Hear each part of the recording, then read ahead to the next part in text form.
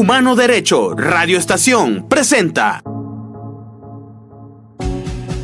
¿Qué tal? ¿Cómo les va? Les habla Humberto Sánchez Amaya. Bienvenidos a este episodio del Miope en Radio. Hoy conversaré con Lorenzo Vigas, a quien todos conocemos como cineasta. Es el director de Desde Allá, la película que en el año 2015 ganó el León de Oro en el Festival de Venecia. También recientemente estrenó La Caja, que estará en Venezuela pronto, ya se lo diremos en la conversación, pero en esta ocasión conversaremos sobre los planes que tiene la Fundación Osvaldo Vigas por el centenario del nacimiento del artista. Así que, como siempre les digo, relájense y escuchen.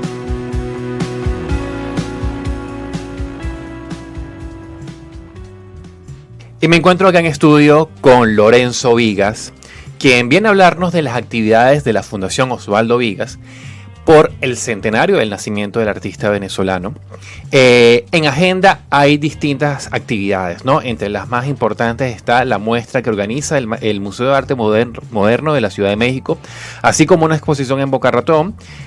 Aquí hace unos meses comenzó una en Caracas, en Prado del Este, para ser más exactos, y el Centro Cultural BOD dedicará también una exhibición con curaduría de Elida Salazar. ¿Cómo estás, Lorenzo? Muy bien, muy contento de estar aquí en Caracas promocionando este lanzamiento de la campaña, que es una invitación a los coleccionistas que tienen obras de mi padre, de que los invitamos a que nos envíen la información de sus obras para poder incluir esas obras en el catálogo razonado de Osvaldo Vigas, que desde el año pasado está online, abierto, libre, gratuito para todo el mundo, y que es importante que los coleccionistas entiendan por qué es tan importante que su obra, si yo tengo un Vigas, una pintura de Vigas, pues tiene que ser pintura, porque dibujos no estamos incluyendo. Okay. O sea, únicamente pinturas en óleo, guache, o sea, de color.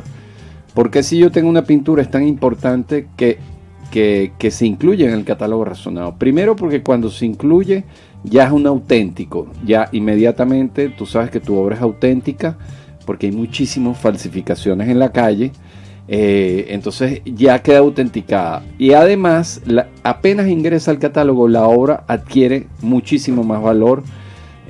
Tú puedes venderla más fácilmente, ya aumenta su valor. ¿Por qué? Porque la obra queda rodeada de toda su familia. Los investigadores ya conocen que existe esa obra, pueden relacionarla con obras de otros periodos, entonces la obra inmediatamente adquiere más valor. Y los coleccionistas que tienen a veces la duda de que prefieren guardar el anonimato, de que la gente no sepa que ellos tienen ese Vigas, tal, sin ningún problema nos comunican y entonces aparece que es una colección privada. Pero claro, no aparece el nombre del coleccionista. De quien lo tiene. Hay coleccionistas que sí quieren que aparezca su nombre y entonces ponemos el nombre del coleccionista, pero que eso queda a juicio del coleccionista. Como bien dices, Lorenzo, además de estas exhibiciones que mencioné en un principio, ahorita es fundamental el registro en este catálogo, ¿no? Tuve la oportunidad de revisarlo en internet, es de fácil acceso, fácil registro, y además aquellas personas que quieren echarle un ojo, como que dicen, ¿no? O también a profundizar, está muy bien, están identificadas las obras, y como tú dices, aquellos que se mantienen en anonimato, pero está la obra, que es lo importante, ¿no? Conté que hay aproximadamente, para el momento que la revisé, 3.033 pinturas registradas. Sí, ya tenemos ahorita 3.072. Imagínate. Sí. Y bueno, la gente tiene que saber que este es el primer catálogo de la historia, primer catálogo razonado de un artista venezolano. Existe, por ejemplo, Alejandro Otero tiene un catálogo razonado de únicamente la serie de los colorritmos. Ok. Pero es único, son 60 y pico. Es el primer artista, Osvaldo Vigas, que tiene un catálogo razonado de toda su obra. Y la gente dirá, bueno, ¿por qué otros maestros venezolanos no tienen un catálogo razonado como Osvaldo Vigas? Sencillamente porque imagínate el trabajo Primero, la primera razón es porque mi padre era un obsesivo, compulsivo, ordenado, o sea, un obsesivo del orden, y acumuló durante toda su vida toda la información que tenía que ver con todo, con cada una de sus obras. no solo de sus obras, de las exposiciones donde participó, guardaba todo muy con cuidado de que no se dañaran los catálogos, las fotos de esa exposición, todas las anécdotas las escribía, y todo ese material desde los años 40, mi papá empezó a guardar eso hasta que murió en el 2014. Todo ese material nos permitió a nosotros, hace 10 años más o menos, empezar a elaborar el catálogo razonado, pero todo empezó ahí, con el orden obsesivo de mi padre, y después todo el trabajo que le ha dedicado la fundación a poder sacarlo.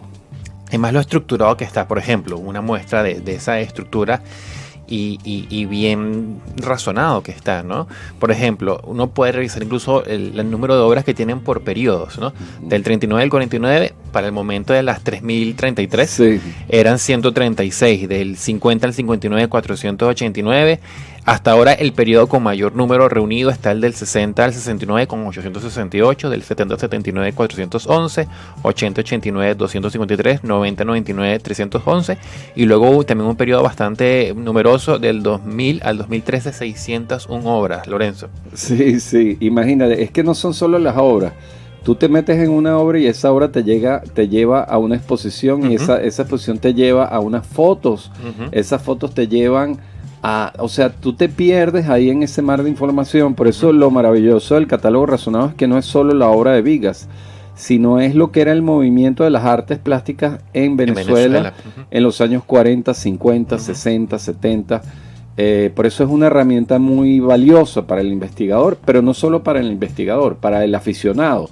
Yo invito a todo el mundo realmente, así seas un conocedor de arte o no, cualquier persona con curiosidad de ingresar al catálogo. Es muy sencillo, colocan catalogue con terminación GUE, catalogue.osvaldovigas.com, y accedes gratuitamente, te inscribes, es muy sencillo, y les recomiendo realmente, así no sean conocedores del arte, van a pasar un momento entretenido viendo pinturas, pero no solamente viendo pinturas, sino viendo lo que era la Caracas de los 50, de los 60, lo que eran las exposiciones de esos momentos. Claro. Y también el momento de París, donde muchos artistas venezolanos vivieron en París, ¿no? Los grandes maestros. No solamente Vigas está cumpliendo 100 años, sino Soto y Cruz Díaz. Es increíble que la coincidencia, Soto, Vigas y Cruz Díaz, los tres nacieron en el 23. Y ese momento de París fue muy importante, los años 50, 60, para muchos artistas venezolanos que vivieron allá, y todo esto está en el catálogo razonado. Entonces los invito a meterse. Y veo también que recogen esos libros, ¿no? Esas publicaciones que se han dedicado a estudiar la obra, ¿no? El movimiento, todo lo que ocurrió en los 60, todo lo que provino de París, esas influencias importantísimas, también están, o sea, que no solamente es para coleccionistas, sino también estudiantes de artes, admiradores de la obra del maestro Vigas, todas aquellas personas interesadas van a encontrar ahí todo lo relacionado que usted hasta ahora los momentos han registrado sobre exactamente. En realidad es para cualquier persona que tenga curiosidad sobre la historia de Venezuela, sobre la historia del arte en Venezuela. Es muy sencillo, catalogue.osvaldovigas.com. Lorenzo, me imagino que en este proceso, no lo sé, encuentran obras, o sea, legítimas, ¿no? Pero de repente también pueden encontrar obras que se creen que eran de Osvaldo Vigas y no son. Claro, muchísimas, nos llegan muchas obras que no son, que son falsificaciones. No son falsificaciones, o sea, tal cual. Que están firmadas Vigas, pero no lo son. Pero que las hicieron para venderlas y que no las hizo mi padre. El proceso es muy sencillo. Cuando tú ingresas al catálogo razonado, hay un botón que dice Artwork Submission, que quiere decir submisión de obras de arte. Le das clic ahí, y ahí te aparece toda la información para poder mandar la obra, la fotografía y todo. A partir de ahí nosotros estudiamos las obras. Cuando llega un falso, casi siempre se ve muy rápidamente. En un 90% es muy obvio que la obra es falsa. Obvio para mí, claro, y para el equipo, porque somos 4 personas que conformamos un equipo, un comité, que es el que determina si una obra es falsa o no. También está Rafael Rodríguez, que fue el asistente de mi padre durante muchos años. Está Dilia Hernández, que es la directora actual de la fundación. y está mi madre, obviamente, que está con vida. Claro. Entonces nos reunimos y tomamos esa decisión. Pero hay algunas obras, un 5 o 10%, que nos ponen a dudar. Decimos, oye, esto parece, puede ser, no estamos seguros. Entonces, en esos casos en específico, lo que hacemos es que pedimos que nos envíen la obra a las oficinas de la Fundación aquí en Caracas. Y entonces ya es un proceso un poco más elaborado, en donde, dependiendo del tipo de pintura, de la tela que se utilizó en ese momento, que mi padre utilizaba en ese momento, y ya con un análisis un poco más exhaustivo, es que determinamos si ese 5% es falso o es auténtico. Y cuando es auténtico, pues la obra entra inmediatamente al catálogo razonado. Exactamente. En esta búsqueda, Lorenzo, ¿dónde obviamente Venezuela aparece como principal o una de las principales plazas, ¿no? Pero ¿qué otros países, de qué otros países provienen obras de...? Muchos, porque mira, primero mi padre vivió 15 años en Francia. Claro. Y también viajó mucho a España. Entonces hay vigas en Francia, hay vigas en España. Y actualmente con la diáspora venezolana, mucha gente se ha llevado sus colecciones a Miami, mucha gente a Panamá, Estados Unidos en general. Entonces hay un poco regadas por el mundo obras de Osvaldo Vigas, y bueno, a partir de ahora van a empezar a ver en Asia, lo cual nos tiene muy contentos, porque una exposición muy importante que no nombraste, que es en diciembre. Es la Art Basel en Hong Kong, ¿no? Sí, pero no, en diciembre hay una galería muy importante, que es la galería Kwai Fung Hin, que es fue la primera galería en Asia que llevó artistas occidentales para venderlos, comercializarlos a Asia. Los artistas de la Escuela de París, que eran Soulage, todos estos artistas importantes de Europa. Esta galería, Catherine Kwai, que es la dueña, empezó a llevar estos artistas, y a través del catálogo razonado, justamente, ellos descubrieron la obra de mi padre, y ahora están organizando una gran exposición en diciembre en Hong Kong. Y a partir de este año están representando la obra de Osvaldo Vigas en toda Asia. Entonces, es importantísimo. Sí, entonces eso nos tiene muy, muy contentos. Van a empezar a ver Vigas en Asia ahora. Eso está bueno. Y ¿qué es en este proceso también del catálogo, ¿qué es lo más curioso que has encontrado? Mira, llegan cualquier cantidad de cosas, a veces interesantes, porque... Claro, las obras que mi padre pintaba se iban y más nunca las veía, y habían obras que él estaba obsesionado en encontrar y nunca pudo encontrar. Por ejemplo, El vendedor de orquídeas, que es una obra que trató de encontrar toda su vida, que tiene que ver con su hermano, que murió. El hermano le servía de modelo a veces para pintar, y yo hice una película sobre este tema, que estoy muy contento que el Trasnocho en octubre también va a programar. Para la gente que no haya visto El vendedor de orquídeas, lo van a poder ver en octubre. Y hace poco, recientemente, encontramos una pequeña fotografía de esa obra en blanco y negro. Entonces, en el taller de mi papá, no llegó nunca el cuadro, pero tenemos una foto y la incluimos, está incluida en el catálogo razonado. Pones vendedor de orquídeas, aparece esa pequeña imagen. ¡Ay, interesantísimo! Sí. O sea, que era real, porque mucha gente ve la película y dice, no, quizás era una fantasía de tu padre. Existió, exactamente. Sí existió. Exactamente. Yo tuve la oportunidad de ver ese documental durante la pandemia. Recuerdo que lo liberaron por un tiempo muy preciso, y tuvimos la oportunidad de verlo en casa, y es un documental muy conmovedor porque, como bien dice Lorenzo, es la búsqueda de Osvaldo, acompañado de su familia por distintos lugares donde él piensa que pudo haber estado este cuadro, y al final no ocurre, ¿no? Y es verdad, deja abierta también esa posibilidad de que tal vez no existió hoy ahora, pero existe un registro fotográfico que forma parte del catálogo, y se van uniendo las piezas. Exacto. Y eso te lo iba a dejar preguntar más adelante, pero aquí está. ¿Piensas seguir con esa búsqueda? En algún momento habrá un documental de cuando se encuentre, si llega a ocurrir. Bueno, la gente que ve el documental dice, bueno, ese cuadro, ¿dónde está? O sea, nos llegó una noticia que a mí me parece, no sabemos si es cierta o no, pero de que Pedro Estrada, el famoso torturador, tenía ese cuadro en su casa y se lo llevó a España. Eso es como alguien en las trincheras de Valencia, donde mi padre, de hecho, están las trincheras en el documental. Él le gustaba mucho irse a bañar en las aguas termales. Una vez alguien nos dijo, mira, ese cuadro lo tenía Pedro Estrada y se lo llevó a España. ¿Será verdad eso? No sabemos. Pero bueno, algún día quizás aparezca. Y hay otras pinturas, Lorenzo, que sepan que existen, pero no han encontrado. Claro. Que sepan que están en algún lugar y ansían con encontrar. Claro. Imagínate tú, se acaba de encontrar acaban de encontrar unas obras acaban de encontrar un Leonardo. Un Leonardo da Vinci. Entonces, si se encuentran todavía obras de Leonardo, un pequeño Leonardo y creo que un Rubens también. Entonces, claro que hay obras de mi papá que están y algunas habrán sido destruidas porque quizás pasó algo, la casa se quemó, o sea, habrán obras que se habrán destruido, pero muchas obras todavía de gente que la tiene y que todavía no entiende que es tan importante que su obra entre al registro del catálogo razonado.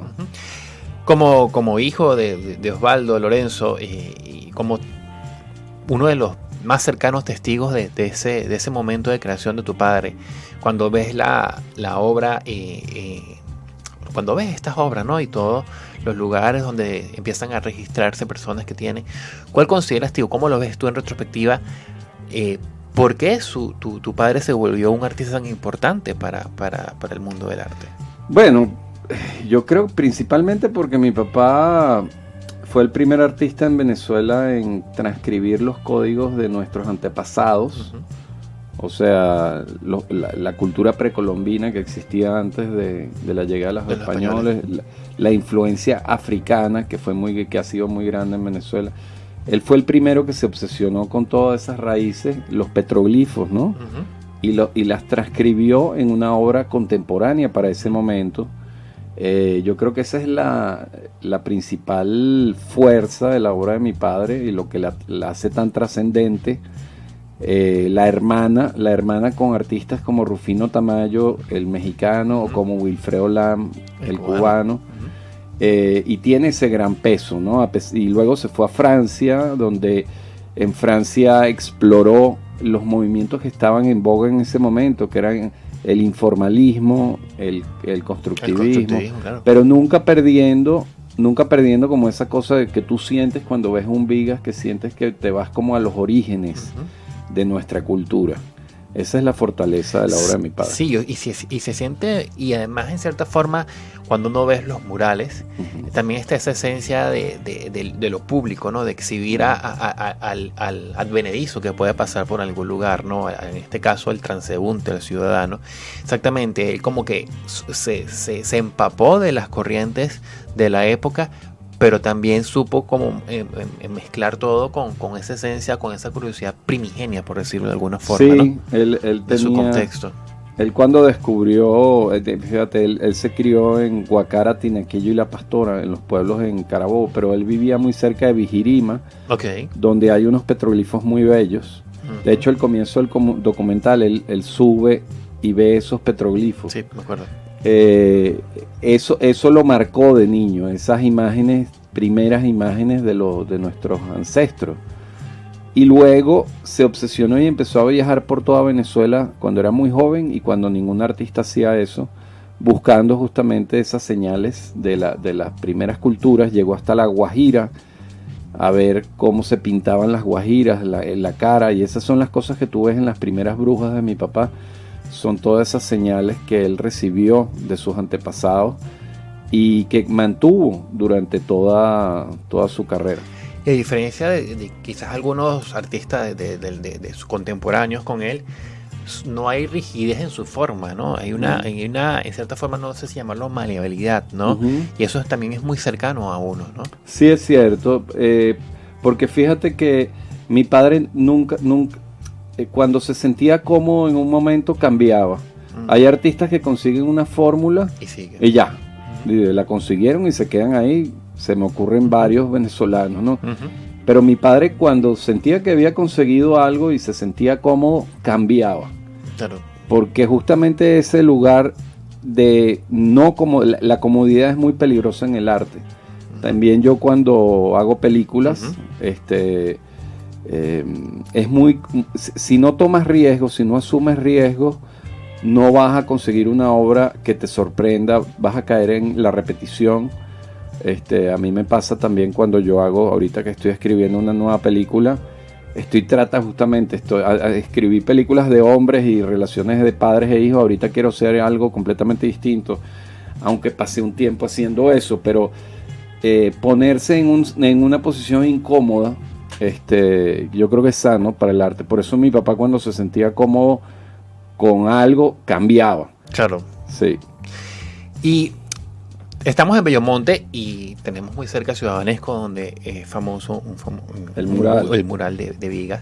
Y también estamos muy cerca de la Universidad Central, de la CNR, donde también la obra de Vigas es común y potente, ¿no?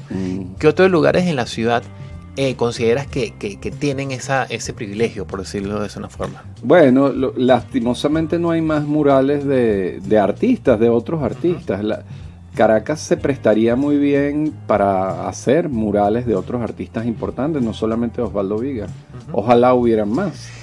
Te pregunto como introducción a los museos, porque considero que o sea, yo como visitante desde pequeño de los museos, siento que este centenario, un museo sería genial. ¿Cómo ha habido algún tipo de vínculo o se han tocado puertas para...?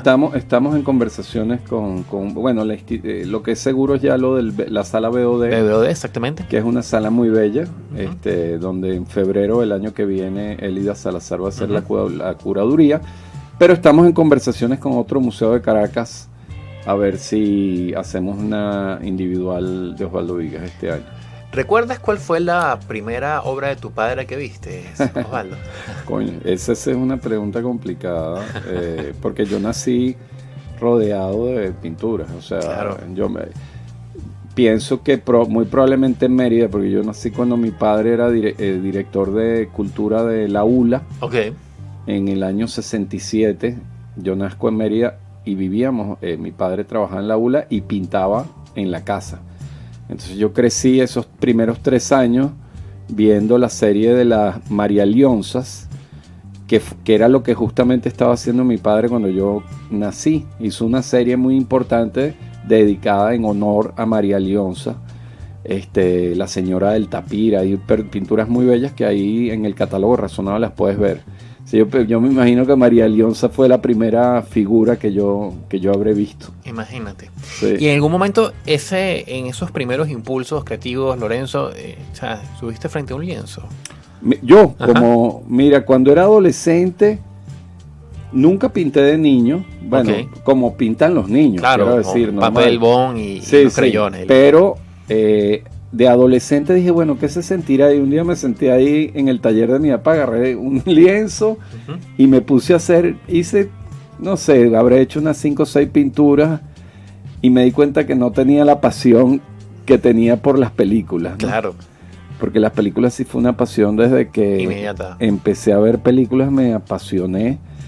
Y entonces lo hice por curiosidad, pero no tengo ese llamado como tuvo mi papá, porque las anécdotas, o sea, su familia cuenta que desde que era un niño rayaba todas las mesas, todas las paredes, todo estaba rayado, dibujado por mi papá desde niño. O sea, que fue una cosa impulsiva que él no pudo dejar de pintar hasta que murió. Fue como un llamado astral. Estaba llamado a ser pintor. Yo no lo tuve. Okay. ¿Y sientes que en cierta forma cuando haces un encuadre, un movimiento de cámara, hay alguna influencia de la visión de tu padre? Seguro. Sí, mis películas la gente piensa que son muy plásticas. Desde allá, la caja, hay como una influencia seguro a la pintura de mi papá principalmente, pero también haber crecido rodeado de artes plásticas, de ir a museos y ver pinturas de otros artistas. Eso seguro me ha influenciado. Lorenzo, decías que tu padre, cuando se sentía seguro en un lugar, inmediatamente comenzaba otra búsqueda, ¿no? Sí. De esas búsquedas, o llamarlas etapas, ¿cuál es tu preferida? ¿Cuál es ese periodo que tú siempre, al que vuelves y que te sigue emocionando? Mira, es difícil porque cada periodo tiene su cosa, ¿no? Ayer justamente presentando la exposición que está ahorita en la Galería de Gabriela Benaín, que les recomiendo a todos visitar, está muy bella. Esta es la GBG Arts, sí, ¿no? Pro del Este. Que fue curada por Ricardo Báez, que es un curador y diseñador muy talentoso.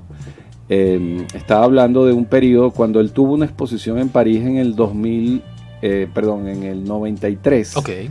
Tuvo una gran retrospectiva, o sea, era la exposición más importante de su vida, retrospectiva en el Museo de la Moneda en París, que es un museo muy importante, el Palacio de la Moneda. Y él vio ahí toda su obra hasta el 93, ¿no? Y yo creo que fue un shock muy grande, porque cuando regresó a Venezuela no pudo pintar. O sea, él nunca había dejado de pintar y estuvo meses sin poder pintar. Yo creo que de la impresión que fue ver ahí toda su vida, toda su obra. Y cuando pudo empezar a pintar, meses después, que fue como en el 94, que empezó a hacer hizo una serie de obras como muy desprolijas de todo, se fue como a las raíces, se reseteó de alguna manera y empezó a hacer obras muy sencillas, casi sin color, dejando la tela cruda atrás. A mí esa serie me gusta mucho, que son las pinturas de los 90, personalmente me gustan mucho. Y luego, bueno, claro, mi padre en los 70s, digamos que su obra, después de regresar de París, digamos que tenía toda esta carga de lo venezolano, lo que estábamos hablando, de las raíces, de las raíces latinoamericanas, pero después de regresar de París, París digamos, se enriqueció mucho en París, con todo, haber estado en contacto con tantos artistas, haber estado en contacto con las tendencias de ese momento. Y entonces cuando regresa a Venezuela, que son los años 70, hace una obra muy muy poderosa, que son las obras emblemáticas de él de los años 70. Entonces, ¿estás consciente, Lorenzo, de este rol que ejerces, ¿no? No solamente llevas una carrera exitosa como cineasta, todo lo que ocurrió en Venecia, el León de Oro, lo que ocurrió con La Caja, sino también de ciertas formas llevar o conducir el mantenimiento o la repercusión de un legado. O sea, con esto de, por ejemplo, el catálogo razonado, con estar atento a estas exposiciones, a mantener esa importancia a las siguientes generaciones. Mira, sí, y lo hago con mucho gusto. Tú sabes, cuando yo tenía 15 años, me causaba mucha ansiedad el hecho de tener la responsabilidad, porque primero soy hijo único, ¿no? Entonces claro, no hay otro, no le puedo dejar esto a tu hermano. Exactamente. Entonces cuando eres hijo único te cae todo encima, sí. Y a los 15, 16, 17 años, cuando era adolescente, sentía ese peso y me pesaba, porque yo decía, bueno, yo quiero hacer cosas en la vida, yo quiero ser, en ese momento estudiaba biología, claro. Me gustaba mucho el cine, pero todavía no había decidido dedicarme al cine, pero sentía ese peso y la responsabilidad que voy a hacer yo con todo ese legado que me está dejando mi padre, y durante un tiempo me costó asumirlo. Pero lo que realmente determinó de que ahora yo lo disfrute tanto fue hacer la película que le hice a mi papá, El vendedor de orquídeas. Porque a través de esa película yo entendí quién soy y cuál es mi rol en este momento histórico. Y sí, es dejar mis películas, pero también hacer que el legado de mi padre continúe. Y fue un psicoanálisis lo que hice haciendo la película. Claro, sin duda. Me ahorré ahí años de psicoanalista. Y es que se nota en la película, porque está la película del autor, que reconoce la importancia, pero aquí más que eso hay una comunión con lo que está pasando, una comunión con todo lo que está al frente de la pantalla, con todo lo que registra ahí. Sí, por eso estoy tan contento, además que mucha gente en Venezuela que no ha podido ver El vendedor de orquídeas, lo pueda ver en octubre, en el trasnocho. Buenísimo, Lorenzo. ¿Algo más que consideres importante sobre este centenario, sobre las actividades, por todo lo que está ocurriendo por la fecha? Bueno, no, que la gente ingrese al catálogo razonado, es lo que... Bueno, obviamente los que tengan obras de mi padre ya entienden por qué es tan importante que su obra quede incluida en el catálogo razonado, porque inmediatamente adquiere más valor. Eso es lo primero, ya tengo una obra más valiosa cuando está en el catálogo razonado. y que todo el mundo, tengan obras o no, ingresen al catálogo razonado de Osvaldo Vigas, catalogue con terminación GUE, .osvaldovigas.com, catalogue.osvaldovigas.com y disfruten de este privilegio que es poder ver 60 años en la vida de un artista ahí frente a sí, un artista importante venezolano. Mira, Lorenzo, ahorita que mencionaste de lo de biología, ¿has vuelto a leer algún estudios recientes, lo llaman papers relacionados con biología, o algo que quedó ya engavetado para siempre? No, bueno, soy curioso sobre la ciencia, pero los papers son complicados de leer, o sea, claro. si yo agarro un paper actual de alto nivel, me costaría leerlo, porque tienen una terminología muy científica. Lo que tengo es una curiosidad y a veces me gusta leer noticias, pero bueno, es mi vida pasada, ¿no? Claro. Como he tenido varias vidas. Y bueno, para finalizar, no podemos olvidar que en octubre se estrena finalmente La Caja en Venezuela. Importante noticia para el cine venezolano, y estás preparando otra película, por lo que dijiste al principio. Sí, estoy muy contento finalmente, además después de la polémica con La Caja, ¿no? Después de la polémica, el año pasado, sí. ¿Es venezolana, no es venezolana? O sea, ¿cómo van a mandar una película que se hizo en México? Estoy muy contento que además después de esa polémica finalmente la podamos ver en Venezuela. Yo la quería estrenar antes, pero el trasnocho tenía problemas con el aire acondicionado. Sí, suspendieron las funciones. Exacto, entonces, y como el trasnocho va a ser un ciclo o una muestra sobre todas mis películas, o sea, El Vendedor de Los Elefantes Nunca Olvidan, Desde Allá, las van a pasar todas. Entonces dije, bueno, vamos a esperar. Finalmente ya el trasnocho está operativo, eso es grandísima noticia, tenemos que regresar todos al trasnocho. Y entonces ya tomé la decisión con Cines Unidos, que va a distribuir la película La Caja en toda Venezuela, de que sea en octubre, a ver si la gente dirá, bueno, ¿es venezolana, no es venezolana? Hay que meter una arepa en la película, porque si no hay una arepa en la película, llanera en los créditos, una alma llanera, pues metan algo ahí, estamos y luego hablaremos de esa polémica, porque claro sí, yo tengo mis puntos de vista que creo que hay que discutir. Entiendo que vuelves, ¿no? Sí, para esa fecha, vendré en octubre para el lanzamiento. ¿Ahorita vuelves a México a rodar? ¿O? No, estoy escribiendo, tengo un año dedicado escribiendo 5 horas al día. No es fácil empezar con la rutina de escribir después pero ya estoy metidísimo en un guión que se llama Los Hombres de Emma, y que la idea es filmarlo en Estados Unidos. Es un guión sobre una mujer, entonces es la primera vez que hago una película sobre una personaje de mujer. Sí. Ya para cerrar, Lorenzo, si tuvieras a un muchacho aquí al frente de 15, 16 años y entiendes o descubres que quiere ir más allá de lo que le enseñan en las clases de arte en el colegio y quiere conocer a Osvaldo, ¿cómo le presentarías a Osvaldo Vigas, a este muchacho de 15, 16 años? Mira, yo creo que sin ningún prejuicio, sino el arte de mi papá es un arte emocional. Hay artistas que son más racionales. Y tienen la obra de mi padre es lo contrario, es emocional, es sencillamente ver una obra y dejarse y sentir a ver qué siento viendo esta obra. No es decorativa tampoco, porque hay artistas que son puramente decorativos, que sirven para decorar un espacio, que se ve muy bien con el mueble, con el sofá de tal color. Eso no es la obra de mi padre. La obra de mi padre puede ser decorativa, claro, pero además es una obra que te hace sentir emociones. Y eso es lo fascinante de su obra. Yo hago películas que también buscan emocionar, no tanto entretener de una forma banal, sino más bien que te llevan a experimentar emociones profundas. Un poco lo que él hacía con su pintura es lo que yo trato de hacer con mis películas. Buenísimo, Lorenzo. Muchas gracias por este minuto de conversación. Un placer. Seguro. Y eso fue todo por hoy en el Miope en Radio. Les habló Humberto Sánchez Amaya. Este programa fue grabado el 29 de mayo de 2023 en los estudios de Humano Derecho Radio Estación por la emisora Belén Escobar en la dirección, en la coordinación Génesis Zambranos, en la coordinación de estudio y edición de este espacio Héctor Meneses.